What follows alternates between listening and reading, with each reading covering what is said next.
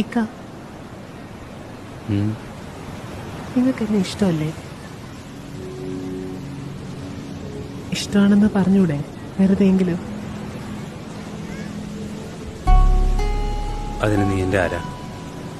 അതെ, ആരും ആവുന്നില്ലല്ലോ.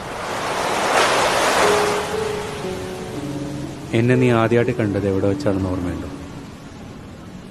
ട്രെയിനിൽ വെച്ച്. എത്ര വർഷമായി കാണും?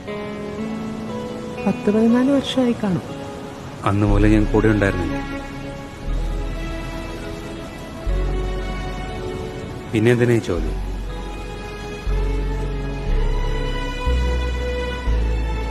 നിങ്ങൾ എന്ന ധൈര്യത്തിലാണ് ഇന്ന് ഞാൻ ജീവിക്കുന്നത് പോലും. എന്നാലും ഇക്ക, അനുഭവിച്ചതൊക്കെ ഓർക്കുമ്പോ ചില നേരത്ത് സഹിക്കുന്നില്ല.